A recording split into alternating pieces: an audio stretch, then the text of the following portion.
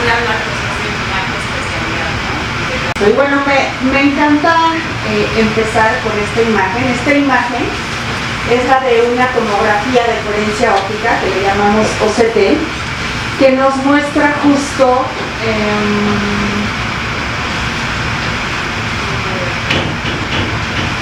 este es el nervio óptico, esta es la mácula, el área de microvisión, y durante todo este tiempo ha evolucionado de tal forma que actualmente estos estudios ya son capaces de hacer casi 30.000 cortes por segundo y nos permite ver casi como un estudio histopatológico de la retina.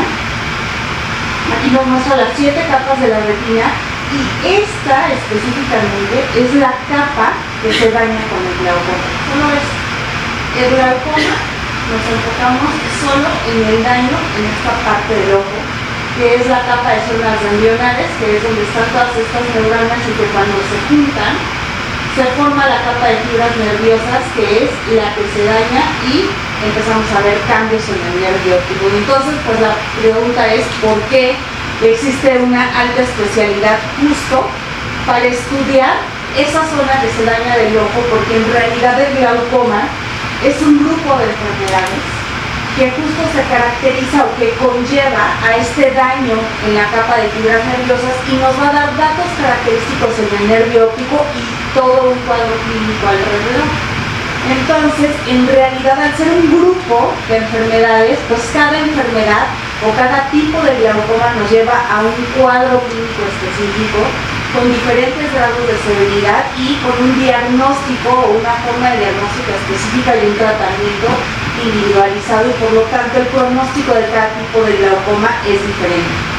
¿Y por qué le damos tanta importancia al glaucoma? Porque el glaucoma es la segunda causa de ceguera en el mundo. La primera causa de ceguera en el mundo es la catarata, pero la catarata es reversible y el problema es que el glaucoma junto con la degeneración macular relacionada a la edad es la primera causa de ceguera irreversible en el mundo. ¿Qué tanto o qué tantas personas padecen esta enfermedad?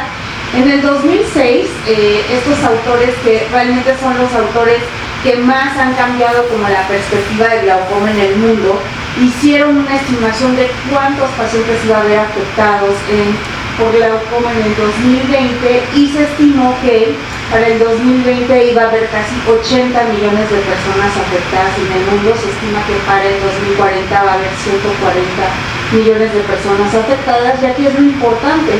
De esos 80 millones de personas se iban a quedar con ceguera bilateral alrededor de 11 millones de personas. Un poco de estadística, la edad promedio a la que se quedan con ceguera por glaucoma es a los 86 años. Uno de cada 6 pacientes va a tener ceguera bilateral y el tiempo promedio que se estimaba en el 2013 del tiempo en que se diagnostica glaucoma al tiempo en que llegan por ceguera es 12 años. Que el glaucoma de ángulo abierto es el glaucoma más común. Se dice que casi el 80% es glaucoma de ángulo abierto. La mitad de los pacientes están afectados por mujeres, pero las mujeres en realidad les afecta más el glaucoma de ángulo cerrado, y esto es importante porque el glaucoma de ángulo cerrado, aunque es menos común, es el que lleva más a ceguera por glaucoma. No se cuentan con estudios poblacionales grandes en México, en específico por glaucoma, pero de los estudios que se han publicado, por ejemplo que fue publicado en el APEC, nos hablan que generalmente los pacientes que tienen glaucoma están alrededor de los 70 años y que el 80% del diagnóstico es en mujeres con un nivel socioeconómico bajo. Y lo más importante aquí que me gustaría resaltar, la carga económica de un paciente que tiene diagnóstico de glaucoma representa hasta el 60% de sus ingresos mensuales. Y el glaucoma de ángulo cerrado es especialmente importante en nosotros los mexicanos porque uno tiene un antecedente familiar muy importante. Casi el 80% de las personas que tienen glaucoma de ángulo cerrado tienen un antecedente familiar.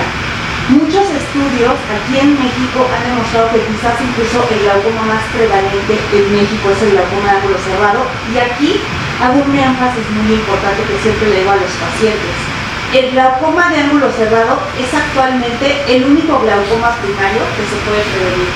Es decir, si se detecta el cierre angular o el ángulo cerrado a tiempo, podemos prevenir glaucoma.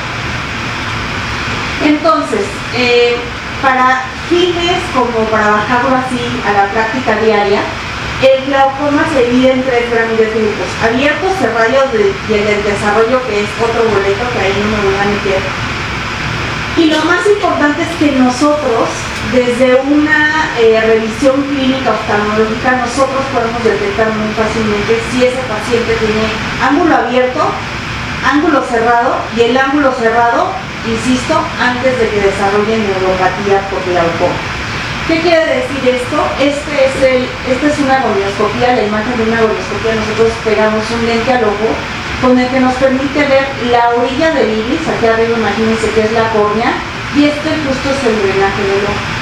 Entonces, dependiendo de cómo nosotros vemos las características del drenaje del ojo, si nosotros lo alcanzamos a ver en más de 180 grados, de los 360 grados alrededor del iris, ya desde ahí nosotros podemos definir si es abierto o cerrado, y a partir de ahí también podemos ver muchas características en el drenaje del ojo que nos dicen a qué tipo de glaucoma nos estamos enfrentando y cómo podemos individualizar el tratamiento. Y a partir de ahí es donde surgen todo el grupo de enfermedades que representan al glaucoma, donde ya desde ahí podemos dividir a los glaucomas primarios, que es cuando se detecta un glaucoma pero no hay una condición ocular o sistémica que haya desarrollado este daño en el drenaje del ojo, donde a partir de aquí salen 4 tipos de glaucoma, y los glaucomas secundarios, que son asociados a otra enfermedad ocular o sistémica, donde salen otros tipos de glaucoma. Entonces ya de ahí se juntan alrededor de casi 30 enfermedades. Entonces, lo importante aquí es que si el diagnóstico es oportuno, la ceguera actualmente se puede prevenir, la ceguera por glaucoma. Pero el diagnóstico es un reto porque de entrada el nervio óptico tiene gran variabilidad. O sea, si hay un órgano que nosotros podemos ver con gran variabilidad entre paciente y paciente, es el nervio óptico. Por ejemplo, este es un nervio óptico sano, sin glaucoma, y este es un nervio óptico sano, sin glaucoma. Clásicamente nos dicen que un nervio óptico por glaucoma tiene una excavación, que es la parte del centro donde no vemos nada, es decir, donde no hay tejido, que sea de un 30%. Sin embargo, el nervio óptico, dependiendo de si el paciente tiene miopía, astigmatismo, hipermetropía, se puede mostrar de muy diversas formas y seguir siendo sano.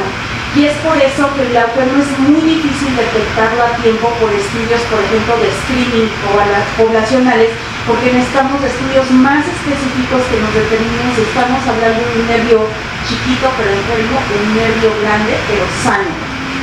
Y la otra es que la pérdida de visión es asintomática.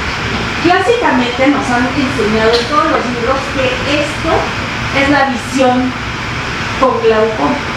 Y pues la realidad es que no, esto es ceguera por glaucoma, y les voy a explicar por qué. Imagínense que nosotros vamos en un carro, ¿no? Nosotros, para ir en un carro y ver bien, necesitamos que por lo menos los 30 grados centrales de nuestra visión estén sanos. Este es el estudio de campimetría con el que nosotros valoramos que también está funcionando el nervio óptico. De todos los grados que tenemos de visión de campimetría, los que más usamos en el día a día son estos 30 grados centrales, que los buscamos en este estudio. De entrada, donde nosotros tenemos el nervio óptico en la retina es un punto ciego. ¿De acuerdo? Que tenemos a cada lado temporal. Díganme quién ve una mancha negra de cada lado de nuestro día a día. La verdad es que ninguno, ¿no? Ahora, si lo llevamos a esta misma imagen, este es juntando los dos campos visuales en el ojo, estos son los 30 grados centrales de nuestro día a día. Y aquí tenemos una mancha ciega que en realidad nuestro cerebro pixelea para que nosotros no veamos una mancha negra en nuestro día a día en esta zona y en esta zona, pero en realidad no estamos viendo. Lo que hace el cerebro es que dice, ah, y es azul, pues aquí yo lo voy a pintar de azul, para que no tengamos como este ruido visual todo el tiempo, ¿de acuerdo? Entonces, ¿qué pasa cuando el paciente empieza a tener pérdida de visión por glaucoma? Pues resulta que estos puntitos en el campo visual no es que se pierdan de un día a otro, o sea, que se apaguen, imagínense de una pantalla LED, sino que va disminuyendo la sensibilidad en cada puntito y entonces el cerebro dice, ah, aquí es azul, aquí lo sigo pintándole así, ¿de acuerdo? Y entonces, imagínense que va aumentando el glaucoma y lo que empieza a pasar, por ejemplo, esto es un campo por glaucoma, aquí ya hay zonas donde el paciente ya empieza a ver baja de sensibilidad por glaucoma o zonas donde ya no ve por glaucoma, pero el cerebro sigue diciendo, ah, ok, está perfecto, esto yo ya lo sé hacer, y entonces empieza a pintar partes, por ejemplo aquí partes del camino, donde aquí pues, ya no es carretera, sino que ya es mal, el paciente lo sigue, o sea, el cerebro lo sigue pintando como mal. Y aquí es donde es bien peligroso, porque el glaucoma va aumentando en incidencia con la edad y entonces el paciente lo empieza a confundir con distracción, el paciente o los familiares lo empiezan a confundir con debilidad porque se cayó y en realidad se está empezando a tener más accidentes porque no está empezando a ver, pero el paciente no lo nota como una mancha. Y entonces cuando ya el paciente ve así, es cuando ya tiene ceguera por glaucoma. Esto ya es ceguera. Ceguera, recordar que no es no veo luz, veo luz. Ceguera es que ya no tenemos, que ya no vemos a 20 a 200 o que ya no tenemos más de 10 grados de visión. Ahora les invito a que se pongan así. Junten todos. Pónganse así. ¿Okay? Y traten de caminar así. Alguien parece, trate de subir las escaleras. No verían, se caerían. Si yo viera aquí yo no vería que hay un escalón. Y entonces, eso se llega por glaucoma y hay muchos pacientes que van caminando en la calle con ceguera por glaucoma y estando como a tantos peligros que pudiera haber, ¿no? Y todos los accidentes que pudiera haber. En este momento, el paciente ya no es capaz de andar en la calle solo, ya depende de alguien para atravesarse por la calle, ¿no? Y ahora la cosa es que, por un lado, tenemos un nervio óptico que es súper variable. No podemos detectar glaucoma por estudios de presión intraocular, porque la mayoría de los glaucomas tienen sus picos de presión intraocular en la noche o en la madrugada. Y entonces la única forma de prevenir ceguera por glaucoma es con una revisión oftalmológica oportuna. Con una revisión oftalmológica oportuna lo que hacemos es medir la presión intraocular, ¿de acuerdo? Porque ya de entrada, si en una consulta detectamos una presión intraocular elevada, ya sabemos que seguramente ese paciente ya tiene glaucoma superagresivo y hay que tratarlo más agresivamente en consecuencia. La exploración, como les decía, del ángulo iridocorneal para ver si nos estamos enfrentando a un ángulo abierto o un ángulo cerrado y ver cómo lo vamos a tratar. Y la exploración del nervio óptico es la piedra angular para diagnosticar glaucoma, porque en realidad el glaucoma pues, es una enfermedad del nervio óptico. Ahora, ¿qué es lo que hacemos en la consulta? Es que nosotros tenemos como objetivo reconocer los factores de riesgo que puede tener ese paciente para tener mayor probabilidad de glaucoma y mayor probabilidad de una progresión que las pueda llevar a una mala calidad de vida por ceguera. Entonces, identificamos en la consulta los factores de riesgo oculares, que es básicamente pues, que veamos alteraciones en la cabeza del nervio óptico que nos puedan sugerir que ese paciente tiene glaucoma, una presión intraocular elevada o baja pero que esté fluctuando mucho, el cierre angular, que es el ángulo cerrado, qué tan delgada está la córnea, que esto ya lo tomamos con estudios, si el paciente es hipermétrope, porque los pacientes hipermétropes tienen mayor riesgo de glaucoma de ángulo cerrado, y los pacientes miopes, entre más miopía tengan, tienen mayor riesgo de glaucoma de ángulo abierto, y otros antecedentes oculares para glaucomas secundarios, tuvieron un trauma, uso de esteroides y vemos mucho pigmento. Y aquí es donde nosotros tenemos mucha ayuda en la detección de primer y segundo nivel en otras especialidades, donde nos pueden ayudar a otros médicos a detectar pacientes con factores de riesgo. De entrada, la edad y género, acuérdense que es mucho más común en mujeres, y de edad a mayor edad, mayor incidencia. Raza. Los estudios epidemiológicos pues, se han hecho la mayoría pues, en Estados Unidos, sobre todo cuando se empezó a caracterizar el glaucoma o a describir las características del glaucoma, y y la raza afroamericana se vio que tenían mayor riesgo de incidencia en glaucoma, primero de ángulo abierto, y después dijeron, ay, en los asiáticos, fíjense que hay mayor incidencia de glaucoma de ángulo cerrado, y a los mexicanos los dejaron normal. Y después dijeron los estadounidenses, oigan, y en México no habrá mucho glaucoma, pues vamos a ver, y se les ocurrió buscar, pero en el norte del país. Y perdieron de contexto, pues que nosotros somos una población muy variada donde las características fenotípicas son muy diferentes en el norte, en el centro, en el sur de la ciudad. Y resulta que el glaucoma del ángulo cerrado es súper frecuente, sobre todo en el centro y hacia el sur, dice el sur del país, y nos seguimos con todos los centroamericanos donde el glaucoma de ángulo cerrado es súper común. Y también la historia familiar, recordemos que a mayor, si tenemos un familiar directo con glaucoma de ángulo cerrado, es altamente probable que nosotros tengamos también cierre angular. Hipotensión sistémica, que cada vez hay más evidencia que pacientes que tienen disregulación vascular, este factor es un factor de riesgo tan importante como la presión intracranial elevada. Y apnea del sueño, diabetes, Alzheimer, Parkinson, donde cada vez hay más estudios de asociación, aunque no hemos logrado como tal demostrar causalidad. Entonces ya, vamos a un paciente que tiene suficientes factores de riesgo que nos prenden ahí la alerta de que pudiera tener o desarrollar glaucoma en el futuro, más un nervio óptico que no tiene esas características clínicas específicas. Ojo, cuando ya nosotros hacemos un diagnóstico de glaucoma en una lámpara de hendidura, ese paciente o ya tiene un daño en la visión significativo o ya tiene ceguera. El reto es diagnosticar glaucoma cuando el paciente todavía no tiene afección en el campo visual. Entonces, cuando nosotros vemos datos de sospecha de glaucoma, entonces nos ayudamos de estudios estructurales y funcionales. Estructurales, el OCT, que es la primera imagen que les mostré, y los estudios funcionales, que es la campimetría. Y entonces, actualmente estos estudios son tan avanzados como para decirnos exactamente en qué zona. Esto que les muestro aquí es un dibujo que hizo un autor en los años 90, donde describió perfecto cómo era la forma y cómo se describía la capa de fibras neuronales en el ojo, y 30 años después resulta que tenía toda la razón y ya lo podemos ahora ya ver en vivo en los estudios de los OCT. Y entonces estos estudios nos permiten saber exactamente dónde el paciente tiene daño en la capa de fibras nerviosas. Esta zona que ven más negro es una zona donde el paciente ya tiene pérdida de campo de capa de fibras nerviosas y nos permite ya correlacionarnos perfectamente y predecir dónde ese paciente va a tener daño en el campo visual. Y este es un reporte del OCT, la imagen anterior es la imagen que vemos en vivo cuando estamos tomando el OCT, y este es el reporte donde aquí vemos el nervio óptico. Esta zona que se ve oscura es la zona donde tiene dañada de capa de fibras nerviosas.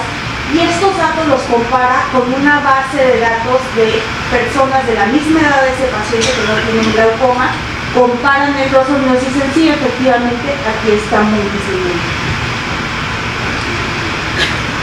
Y después lo correlacionamos con los campos visuales, ya sea en los 30 grados centrales, que nos muestra, ya este paciente tiene este daño apenas aquí, pero resulta que si este daño está en el centro, hacemos un zoom con otro campo que nos detecta el daño sobre los 10 grados centrales, que es lo que usamos para leer lo que nos da el mayor detalle, y resulta que tiene todo esto, ¿de acuerdo? Y así es como vamos detectando y dando seguimiento al paciente con glaucoma. Hace 10 años nosotros éramos capaces de detectar glaucoma aquí cuando el paciente ya tenía daño en el campo visual. Ahora en la historia natural del glaucoma, gracias a estudios como el OCT y los que les he mostrado, ya tenemos la capacidad de detectar el glaucoma aquí, incluso 10 años antes de que el paciente pudiera tener cambios en el campo visual. Por eso ahora somos capaces de prevenir ceguera por glaucoma. Ahora vámonos al tratamiento. Pues aunque es una enfermedad que daña el nervio óptico, la realidad es que nosotros En el tratamiento nos vamos a tratar los factores que están dañando al nervio óptico. Actualmente no existen tratamientos que vayan directo al nervio óptico, sino que el tratamiento ocular se basa directamente aquí. Si nosotros vemos el ojo en un corte transversal, este es el cristalino, este es el iris, esta es la córnea y este es el drenaje del ojo. Si hacemos un corte, aquí está el drenaje del ojo en los 360 grados, y en lo que nos enfocamos los oftalmólogos especialistas en glaucoma es en tratar justo esa zona para bajar la presión intraocular justo a niveles en los que la evidencia nos ha demostrado que la progresión va a bajar a tal velocidad que el paciente pueda terminar sus últimos días sin glaucoma. Entonces nosotros, dependiendo de cada paciente, nosotros valoramos una presión intraocular que le llamamos meta, muy específica para el paciente, de acuerdo a la presión intraocular con el que le diagnosticamos glaucoma, al daño con el que le diagnosticamos glaucoma en ese momento y la expectativa de ese paciente, y con eso nosotros sabemos qué tan agresivos tenemos que ser. Hay pacientes que pueden tener una presión intraocular de 18 con glaucoma y estar perfectos, y hay otros pacientes que tenemos que bajar la presión intraocular a 12-10 para bajar más rápido el nivel de progresión o la velocidad de progresión del glaucoma. Antes, pues prácticamente solo teníamos tratamiento médico y quirúrgico.